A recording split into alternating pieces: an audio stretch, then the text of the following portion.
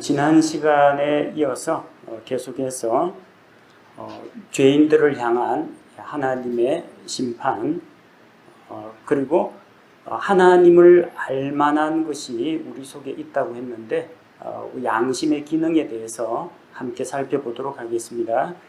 지난 시간에 우리가 다루었던 내용을 잠시 복습을 하자면 사람들 가운데에서는 다른 사람들에 비해서 도덕적으로 조금 더 선하고 또 다른 사람보다 상대적으로 착한 사람들이 있다고 했습니다.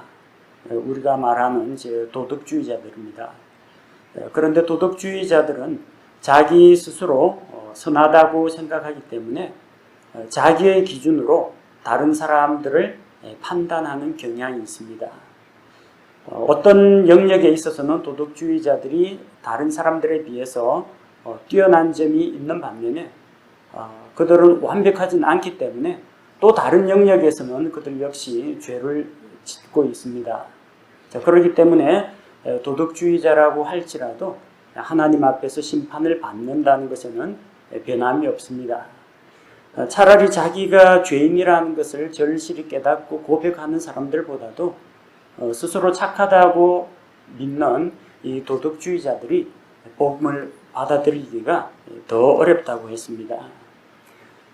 그래서 이방인이든 유대인이든 간에 죄를 지은 사람들은 하나님의 심판을 받게 된다고 했습니다. 하나님의 심판은 어떤 식으로 이루어지느냐? 하나님은 거룩하고 의로운 심판을 내리십니다. 11절에 보니까 이는 하나님께서 사람들의 외모를 중시하지 아니하시기 때문이라. 하나님은 사람들의 외모를 중시하지 않으십니다. 사람의 속 중심을 보신다는 이야기입니다. 외모라는 게 반드시 얼굴, 피부, 생김새, 용모만을 말하는 건 아닙니다. 그 사람이 백인이냐 흑인이냐 하나님은 관계치 않으십니다. 그 사람이 유대민족이냐 아니면은 아시아계 사람이냐 아랍 민족이냐 하나님에게는 사람들이 그분 앞에서는 다 똑같이 평등합니다. 그가 남자인지 여자인지 또 그가 자유인인지 노예인지 하나님께서는 그 사람들의 외모나 그 사람들의 배경을 가지고 사람들을 판단하지 않으십니다. 신명기 10장 17절 말씀을 보니까 주 너희 하나님은 신들의 신이시요 주들의 주시며 위대하시고 능하시며 두려우신 하나님이시니라. 그분은 사람들의 외모를 중히 여기지 아니하시며 대가를 받지 아니하시고. 세상 법정에서는 외모가 통합니다. 그래서 유명 연예인들, 판사 같고 유명 연예인들을 좋아하는 사람이 있으면은 형을 감해주기도 하고 다른 사람들은 모르겠지만 편의를 봐주기도 합니다. 또 이 재판관들도 나중에 자기가 어떻게 될지 모르기 때문에 대재벌 그룹 총수들 함부로 건드리질 않습니다. 다른 사람들에 비해서 관대한 판결을 내려줍니다. 또 어떤 재판관은 공정하게 재판을 해야 되는데 상대방이 가난하고 약하고 사회적으로 소외된 자다. 그럼 동정심에서 그 사람의 편의를 봐줍니다. 법대로 하지 않고 가난하다고 봐주고 부자라고 봐주고 권력자라고 봐주고 연예인이라고 봐주고 여러 가지로 사람들의 외모를 봐줍니다. 하나님에게는 그런 차별이 없다는 것입니다. 하나님은 공정하게 심판을 하십니다. 하나님이 자기 백성 유대인들은 나의 택한 백성이니까 조금 더 우대해 주거나 이방인들은 하나님을 모르는 사람들이기 때문에 더 엄격하게 재판을 하지는 않는다는 겁니다. 우리가 앞서 살펴본 것처럼 먼저는 유대인의 혼유예요. 또한 이방인의 혼유예요. 또 선을 행하는 각 사람에게 영광과 존귀를 주시는 것도 먼저는 유대인에게 또한 이방인에게 하나님의 은혜도 하나님의 의로운 심판도 유대인이나 이방인이나 차별이 없다고 했습니다. 유대인들도 죄 지으면 심판받습니다. 이방인들도 죄 지으면 죄에 대한 심판을 받습니다. 그래서 12절에 보니까 율법 안에서 죄를 지은 자, 율법 밖에서 죄를 지은 자 두 부류가 나오죠. 자, 율법 밖에서 죄를 지은 자, 그 without, 율법 밖에서. 요즘 부채가 without, 율법 없이 죄를 지은 자들 누굽니까? 하나님의 율법을 받지 못한 이방인들을 이야기합니다. 이방인들은 십계명이라든지 구약 성경의 말씀들을 받지를 못했습니다. 율법이 없는 사람들이죠. 그럼 나는 율법 없고 나는 법을 몰랐기 때문에 무슨 짓을 해도 괜찮은 거냐? 그렇지 않습니다. 여러분 그 잘못을 저지르고 그런 법이 있는 줄 몰랐어요. 몰랐다라는 게 혹시 나중에 정상 참작 사유는 될 수 있을지 모르지만 몰랐다고 해서 무죄가 되는 건 아닙니다. 법은 법대로 존재합니다. 자, 이방인들이 율법을 몰랐다. 그래도 율법 없이 하나님의 의로운 기준을 따라서 심판을 받습니다. 그리고 율법 안에서 죄를 지은 자들이 있습니다. 유대인들은 율법을 받았습니다. 십계명을 받았고요. 구약 성경에 있는 자그마치 613가지나 되는 하나님의 명령들을 받았습니다. 그만큼 무엇이 옳고 그른지, 어떤 것이 거룩하고 속된 것인지, 어떻게 하는 것이 하나님을 기쁘시게 하는 것이고 어떤 것이 하나님을 경록해 하는 것인지 잘 안다는 겁니다. 근데 그 잘 안다는 것만 가지고 되는 건 아니죠. 알면 아는 만큼 순종하고 행해야 합니다. 그래서 그가 율법을 많이 아느냐, 율법을 받은 민족이냐, 이게 판단 기준이 아니라 율법을 알고 있으면 그 율법의 말씀대로 믿음으로 살았느냐, 그걸 보게 됩니다. 유대인들은 율법을 받았기 때문에 그 율법, 하나님이 주신 그 말씀으로 심판을 받습니다. 하나님 앞에서는 율법을 듣는 자들이 의인이 아닙니다. 율법을 행하는 자들이 어렵게 된다고 했습니다. 유대인들이 하나님으로부터 율법을 받은 특별한 백성이다. 하나님의 선택을 받은 백성이다. 그것은 그들에게는 참 감사한 일이고 복된 일입니다. 하지만 율법을 받았다는 그 사실로 그들이 어렵게 되는 건 아닙니다. 서점에 가면은 이제 율법전서를 팝니다. 돈 몇만 원 주면 율법전서 다 그 전집 구할 수 있습니다. 그거 여러분 집에 모셔놓았다고 해서 여러분이 모든 죄를 용서받는다. 그런 일은 없습니다. 율법전서 집에 모셔다 놓으면 뭐합니까? 대한민국의 법과 질서를 지키고 살아야만 그 법에 구속을 받지 않습니다. 유대인들이 율법을 받았다는 사실을 자랑하고 있지만 보다 중요한 것은 그것을 하나님의 말씀으로 믿고 인정하며 그 말씀에 순종했느냐가 더 중요합니다. 율법을 듣는 자들이 어렵게 되는 것이 아니라 율법을 행하는 자들이 어렵게 된다는 겁니다. 우리 옛날 어르신들 속담 가운데 열려전 끼고 서방질한다, 그런 조롱이 있습니다. 열려전 끼고 그 남편에 대한 이런 사랑과 충성 이런 열려전 아무리 열심히 읽으면 뭐합니까? 그거 끼고 다니면서 바람 피는 여자도 있다는 겁니다. 여러분, 열려전 가지고 있다는 게 중요한 게 아니에요. 열려로 살아야 열려로 인정받습니다. 하나님의 백성이라는 타이틀을 가지고 있다고 해서 그들이 하나님으로부터 인정받는 게 아니라 하나님의 백성답게 살아야만 하나님 앞에서 인정받을 수 있습니다. 여기에는 보니까 율법을 듣는 자들이 아니라 율법을 행하는 자들이 어렵게 된다고 했습니다. 혹시 또 이거 가지고 착각하시면 안 됩니다. 아니, 갈라디아서에는 분명히 율법의 행위로는 어렵게 되지 못한다고 했는데 여기는 왜 율법을 행하는 자들이 어렵게 된다라고 했느냐? 율법을 다 지키면 정말 어렵게 되는가?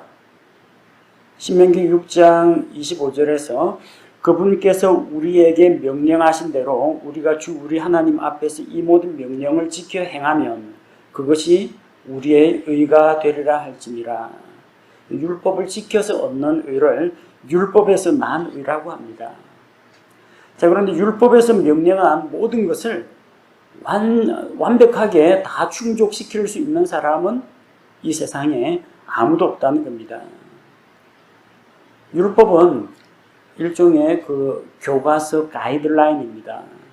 사람이 하나님 두려운 줄 알고 하나님을 공경하고 하나님이 어떠한 일을 미워하시기 때문에 무엇을 하지 말아야 하고 하나님이 기뻐하시는 어떤 일을 해야 되는지 그걸 우리에게 가르쳐 줍니다.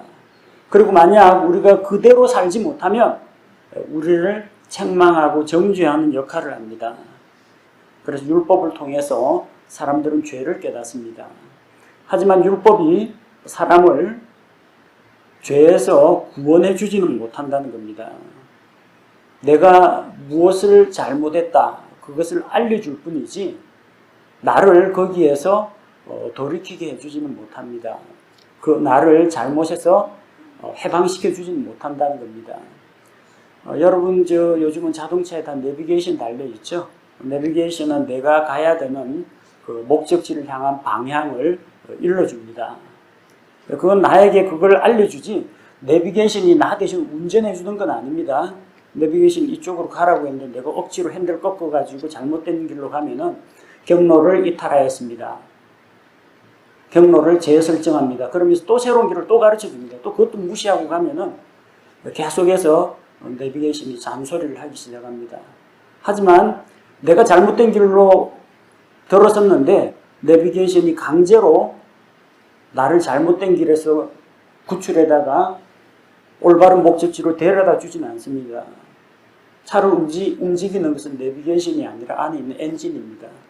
그리고 그 방향을 설정하는 것은 내가 주행장치하고 조향장치를 가지고 조정을 해야 가능한 겁니다.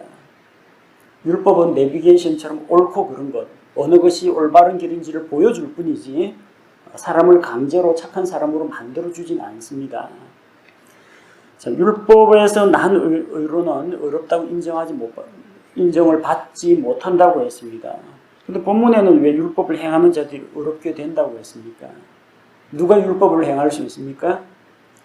율법을 단순히 율법 조항들을 지킨다고 해서 사람이 어렵게 되는 건 아닙니다.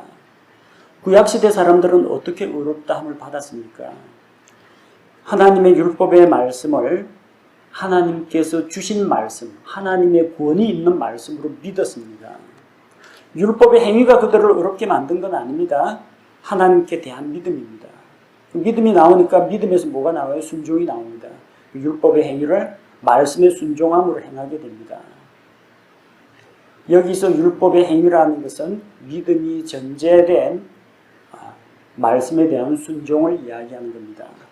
물론 그렇게 행한다고 하지만 사람이 완벽할 수는 없죠. 또 죄를 짓죠. 하나님께서 또 용서받는 길도 가르쳐 주셨습니다. 희생 헌물의 피를 통해서 너희 죄가 용서받을 수 있다.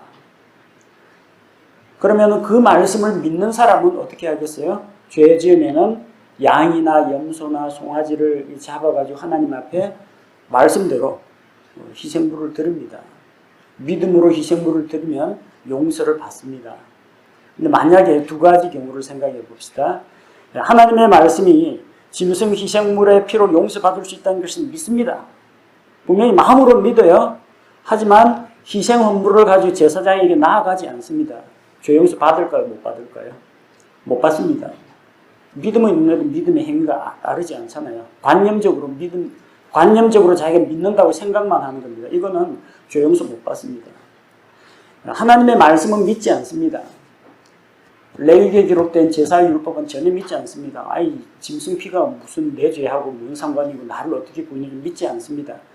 근데 아버지가 시키니까 어쩔 수 없이 우리의 계산목표를 빨리 양 가져가서 제사장에게 나가라고 하니까 그런 잔소리 듣기 싫어가지고 어쨌든 마음속으로는 못마땅해 죽겠지만 아까운 양 하면서 양 끌고 가가지고 잡았습니다. 짐승 피 드렸습니다. 용서 받을까요? 못 받을까요? 용서 못 받습니다. 왜? 믿음이 없기 때문에. 믿음이 없는 희생물입니다. 이거는 그냥 돼지 목을 꺾어서 바치는 것이나 다름없다고 했습니다. 구약시대 사람들은 율법의 행위로 어렵게 된 게 아닙니다. 하나님의 말씀, 율법은 하나님께서 주신 하나님의 말씀이라는 믿음과 그게 하나님의 말씀이면 하나님 말씀에 순종해야 되겠죠. 믿음으로 말씀에 순종했기 때문에 그것으로 하나님께서 옳다고 인정해 주셨습니다. 신약시대하고는 조금 다릅니다. 신약시대에는 우리의 행위를 보지 않으시고 오로지 믿음을 보십니다. 왜? 우리가 필요한 율법의 모든 행위, 율법의 의무는 하나님이 여전히 요구하십니다. 율법의 요구를 우리에게 주시는데 그 요구를 누가 이루었어요? 내가 아니라 예수님이 다 이루어 놓으셨어요. 예수님이 완전하게 그분의 흠없는 삶과 죄 없으신 죽음으로 나 대신 율법의 행위를 다 완성시켰습니다. 내가 할 게 없습니다. 그래서 나의 행위를 보지 않으시고 오로지 예수 그리스도의 의로운 피를 믿는 그 믿음만을 보신다는 겁니다.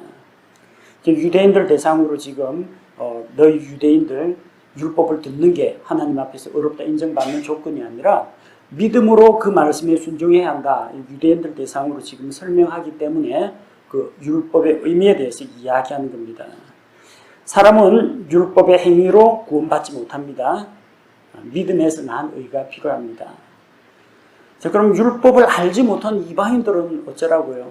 우리는 십계명을 받은 적이 없고 모세 오경과 같은 율법서를 하나님이 우리 민족에게는 보내주지도 않았는데 율법을 받지 못한 이방인들은 어떻게 되느냐?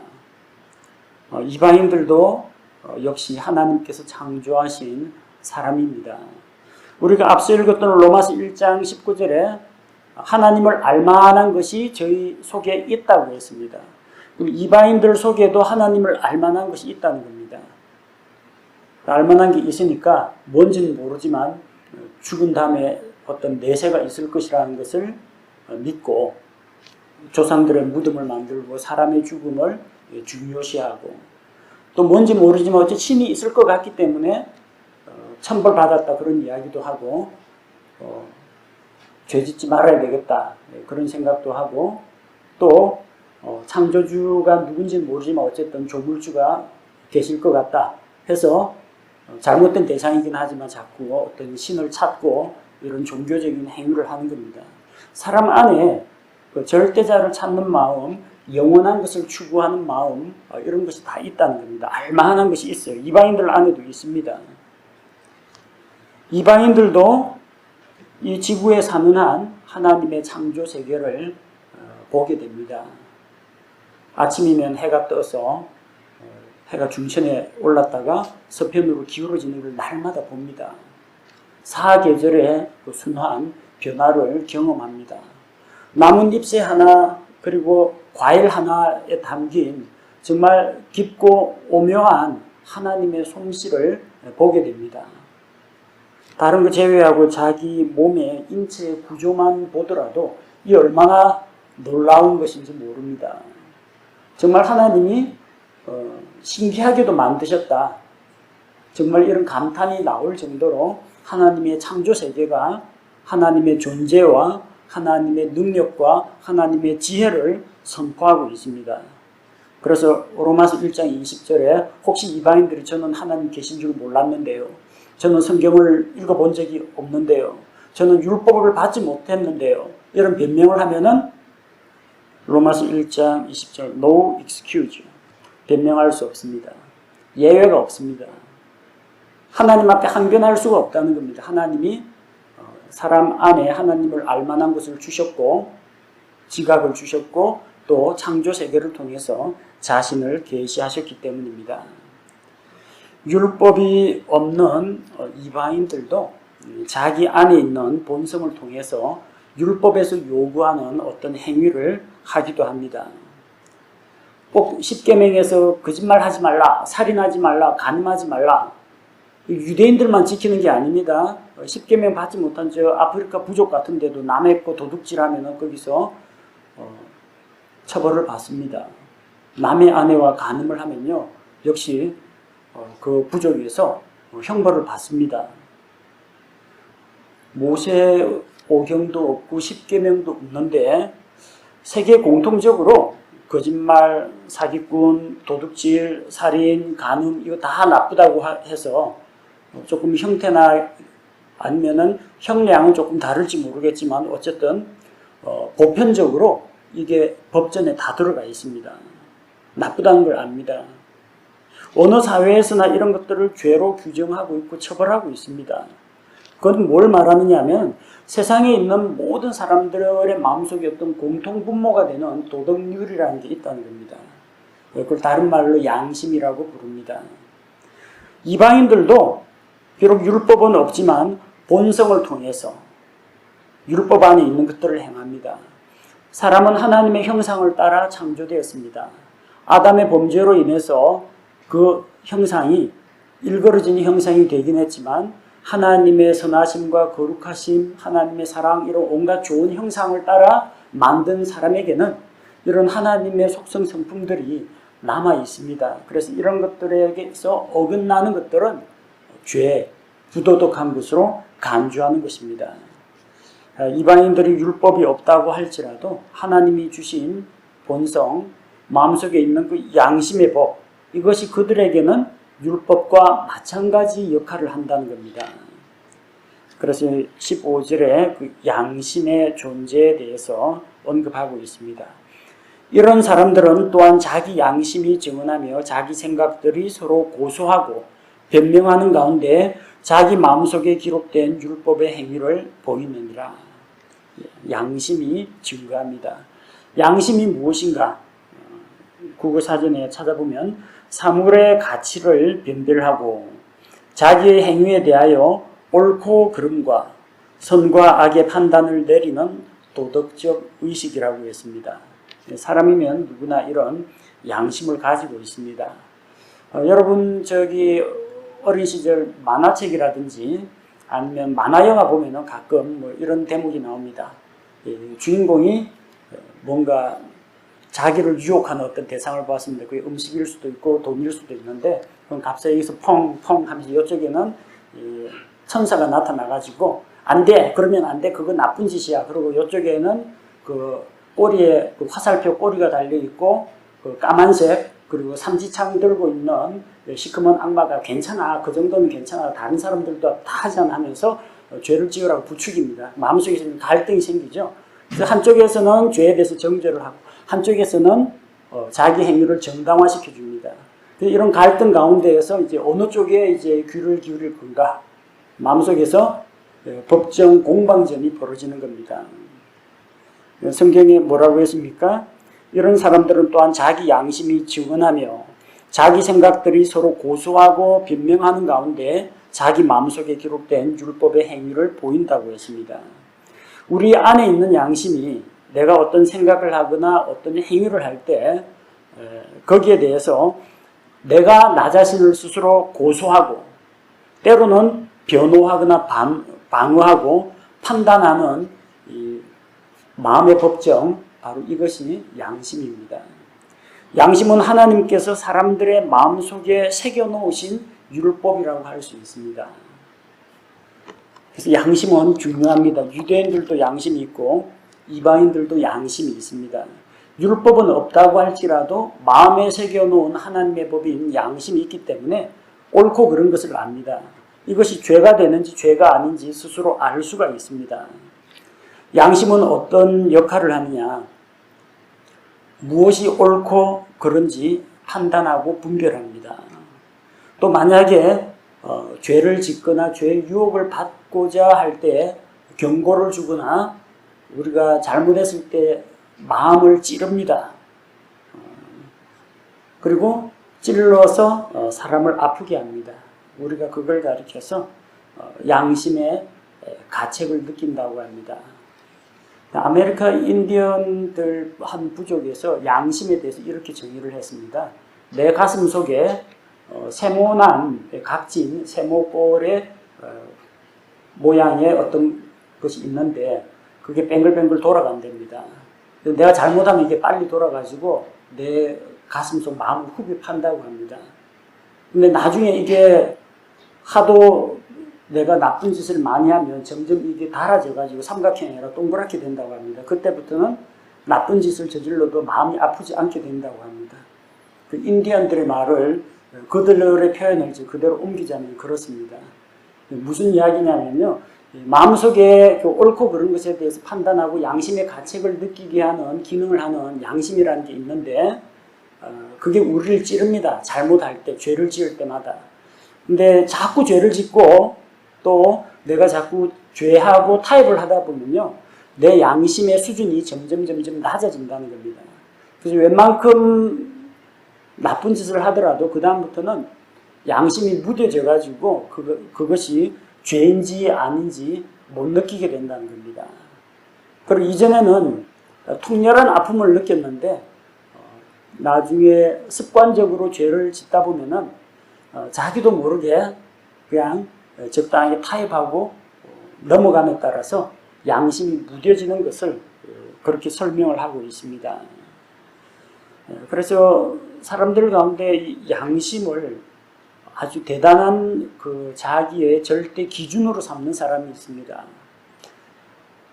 꼭 잘못한 사람들 붙잡히면 나는 양심의 손을 얹고 한 점 부끄러움이 없다. 하늘을 우러러 부끄러움이 없다. 나는 양심에 어긋난 짓은 한 적이 없다. 도덕군자들이 주로 그런 식으로 이야기를 많이 합니다. 근데 우리가 그 말을 어디까지 믿어야 될까요? 그가 말하는 양심은 어디까지나 그 사람의 양심입니다. 그 사람이 만약 아주 거룩하고 고결한 사람이라면요, 양심의 수준이 아마 좀 높을 겁니다. 근데 죄를 습관적으로 밥 먹듯이 죄를 짓고 또 아주 흉악한 사람이라면 그야말로 양심에 털난 사람, 양심에 철판 깐 사람, 그런 사람은 웬만큼 잘못을 저질러도 전혀 영향을 받지 않습니다. 양심이라는 게 상대적입니다. 사람들마다 양심의 수준이 천차만별이에요. 이 사람이 말하는 양심하고 저 사람이 말하는 양심하고 수준이 전혀 다르다는 겁니다. 따라서 나는 양심을 따라 살았다 라고 하는 것은 나는 내 기준에 따라서 살았다라는 이야기이지 내가 절대적으로 거룩하고 의로운 삶을 살았다는 이야기는 결코 아니라는 이야기입니다. 양심을 따라 사는 것은 좋은 일입니다. 양심에 어긋나는 일을 하는 것보다는 낫겠죠. 근데 그 양심조차도 우리는 믿을 수가 없다는 겁니다. 죄로 인해서 양심도 타락했기 때문입니다. 유대인들은 율법을 지켜서 구원을 받는가? 그렇지 않습니다. 하나님의 말씀을 믿음으로, 아브라함은 율법을 지킴으로가 아니라 하나님의 약속의 말씀을 믿음으로 의롭다함을 인정받았습니다.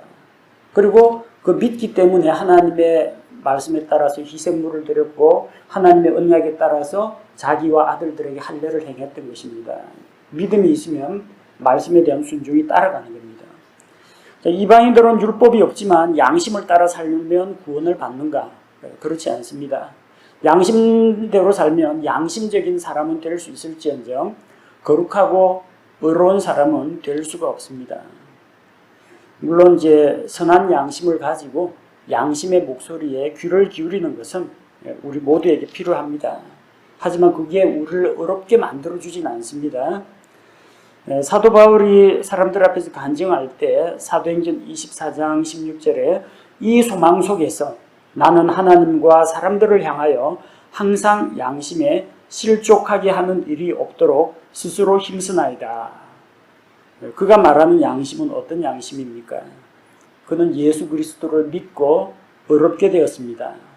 그래서 하나님을 두려워하게 되었고 사람들 앞에서 선한 간증을 보여야 되겠다 생각했습니다. 구원받은 이후에는 우리가 양심의 목소리에 귀를 기울여야 합니다. 그 양심이 어린 양 예수 그리스도의 피로 깨끗하게 된 후의 일입니다. 그러나 구원받지 않은 사람들이 양심적이다, 양심대로 살았다 라고 해서 그걸로는 인정받지 못한다는 겁니다. 우리를 구원하는 것은 우리의 양심이 아닙니다. 하나님의 판단 기준도 우리의 양심이 아닙니다. 하나님의 절대 진리, 하나님의 말씀이 판단합니다. 우리는 양심이 아니라, 양심적인 행위로가 아니라 약속의 말씀에 대한 믿음으로 의롭게 되고 구원을 받습니다. 그러나 구원받은 이후에는 예수님의 피로 깨끗해진 양심을 따라서 하나님 앞에 부끄럽지 않게, 사람들 앞에서 부끄럽지 않게 살아가는 것이 필요하다는 겁니다. 양심은 좋은 것이지만 양심도 변질될 수 있다는 것을 생각해야 합니다. 양심은 더럽혀질 수가 있습니다. 디도서 1장 15절에 순수한 자들에게는 모든 것이 순수하나 더럽혀지고 믿지 않는 자들에게는 아무것도 순수하지 아니하고 오히려 그들의 생각과 양심마저도 더럽혀져 있느니라. 양심도 더럽혀질 수가 있습니다. 양심은 나의 현재 도덕적인 수준에 있어서 나의 마음속 기준일 뿐이지 하나님의 절대 기준은 아니라는 이야기입니다. 또 양심은 감각이 마비될 수가 있습니다. 사람이 피부에 화상을 입으면요, 감각이 마비됩니다. 아주 심한 화상을 입어가지고 여기 피부 물집 생기고 수포가 생기고 표피, 진피까지 다 상하면 여기 통점, 앞점, 온점, 냉점 다 마비됩니다. 그 화상을 입고 회복된 피부에는 바늘로 찔러도 아프지가 않습니다. 감각이 없습니다. 신경이 다 끊어졌어요. 감각세포가 다 죽어버렸어요. 마비되는 수가 있다는 겁니다. 디모데전서 4장 2절에 이들은 위선으로 거짓말을 하며 자기 양심을 뜨거운 인두로 지진 자들이라. 인두 보신 적 있습니까? 옛날에는 전기 다리미, 고데기 이런 게 나오기 전에는 숯불에다가 진짜 다리미를 올려놓고 달굽니다. 인두도 옷감 같은 거 이제 바로 펴고 갈 때 이거 뜨거운 불에 달굽니다. 그래가지고 어떤 걸 주름진 것을 펴는데도 사용하고 어디 찢어가지고 그 구멍을 뚫거나 무늬를 만드는데도 이 인두를 사용합니다. 근데 자기 양심을 인두로 뜨거운 고온의 인두로 여기 찢어버리면 어떻게 됩니까? 화상을 입어가지고 마비가 됩니다. 감각이 없어요. 그래서 옳고 그런 걸 분별하지 못합니다. 양심의 기능 자체가 마비가 된다는 겁니다. 자, 이런 사람에게 양심에 따라 살아라, 양심적으로 행했다, 이런 것은 아무런 가치가 없는 겁니다. 우리 양심은 도덕적인 수양이나 혹은 선행이나 또 자기 절제를 통해서 양심의 수준이 유지가 되는 게 아닙니다. 죄로 인해서 더러워진 우리 양심은 예수님의 피로 씻겨져야 합니다. 히브리서 9장 14절 말씀을 보니까 하물며 영원하신 성령을 통해 자신을 점없이 하나님께 드린 그리스도의 피는 죽은 행위로부터, 죄악된 행위, 죽은 행위로부터 너희 양심을 얼마나 더 많이 깨끗하게 하여 살아계신 하나님을 섬기게 하겠느냐. 예수님의 피를 만날 때 우리의 양심이 깨끗하게 됩니다. 그리고 우리가 죄로부터 돌이켜서 살아계신 하나님을 섬기는 삶을 살아갈 수 있게 한다는 겁니다. 하나님께서는 유대인들도 심판하시고 이방인들도 심판하십니다.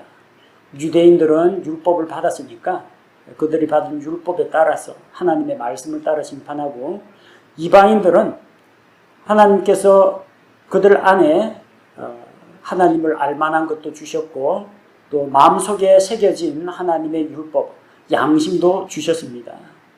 그래서 하나님께서는 그들을 심판할 때 아무도 변명하거나 항거할 수 없도록 하나님 자신만의 의롭고 거룩한 기준으로 심판을 하게 될 것입니다. 하나님의 심판은 어떤 것인가? 로마서 2장 2절에 나오는 것처럼 하나님의 심판이 진리대로 되는 것을 우리가 확신하노라. 하나님의 심판은 진리에 기초하고 있습니다. 진리가 무엇입니까? 아버지의 말씀은 진리입니다. 하나님의 말씀이 절대 기준이요, 심판의 기준이 됩니다. 성경 말씀에 하나님이 있다라고 분명히 이야기했는데 하나님 없다, 하나님 부정하는 자는 마땅히 자기 죄에 대해서 벌을 받게 됩니다. 성경이 예수 그리스도를 믿으라 라고 성경 말씀에 기록되어 있고 그렇게 선포가 되었는데, 만약에 예수 그리스도를 구원자로 믿고 받아들이지 않으면 그들은 죄 가운데 있다가 죄의 심판을 받게 될 것입니다. 믿지 않는 것이, 하나님께서 보내신 자를 믿지 않는 것이 죄가 된다는 겁니다. 또 로마서 2장 6절에 보니까 그분께서 각 사람에게 그의 행위대로 갚으시되, 하나님은 각 사람의 행위대로 심판하십니다. 물론 마음의 생각과 뜻과 그의 계획과 이런 것까지도 하나님께서 보시지만 사람의 행위대로 심판하십니다. 행위가 무엇입니까? 마음속에 생각하고 느끼고 판단한 것이 이 말과 행동으로 드러나게 되는데 그 삶의 열매를 가지고 심판한다는 겁니다. 그 사람의 어떤 재산이나 학벌이나 지위나 이게 기준이 아니라 그 사람의 어떤 삶을 살았느냐, 너 유대인이냐 아니냐 이게 아닙니다. 너 죄 용서를 받았느냐, 너 구원자 예수 그리스도를 받아들였느냐, 너 하나님을 믿느냐, 그리고 그가 어떠한 삶을 살았는지 하나님께서 낱낱이 다 지켜보시고 심판하게 됩니다. 또 오늘 읽은 말씀에 나오는 것처럼 하나님의 의로운 심판은 차별이나 편파성이 없습니다. 사람들은 외모를 보지 않습니다. 하나님께서는 공정하고 의로운 기준으로 사람을 봐주거나 편애하거나 하지 않으십니다. 하나님의 절대 기준으로 심판을 하십니다. 또 16절에 나오는 것처럼 하나님께서 나의 복음대로 심판하신다고 했습니다. 사람들의 은밀한 것을 심판한다고 했습니다. 하나님은 복음에 따라 심판하십니다. 복음에서 무엇을 말합니까? 모든 사람은 죄인이라고 이야기합니다. 죄인들은 심판받습니다. 죄 문제는 우리의 노력이나 행위로는 결코 해결할 수 없다고 했습니다. 그러나 자기 노력, 선행, 종교적인 어떤 형식 이런 걸 가지고 하나님 앞에 나아가는 자들은 다 심판을 받을 수밖에 없다는 겁니다. 복음에는 하나님의 의가 나타나 있습니다. 사람을 죄에서 구원할 수 있는 길은 예수 그리스도의 십자가의 대속밖에 없다는 것을 복음이 증거하고 있습니다. 그래서 판단 기준은 무엇입니까? 너의 죄를 대속하신 예수 그리스도의 그 은혜를 너가 받아들였느냐, 받아들이지 않았느냐. 복음에 따라서 사람들의 은밀한 것을 심판하실 것입니다. 그래서 우리는 하나님의 심판은 상대적이 아니라 절대적이다. 하나님의 심판은 절대 공정하고 의롭다. 아무도 불만이나 불평이나 이의 제기를 할 수가 없다.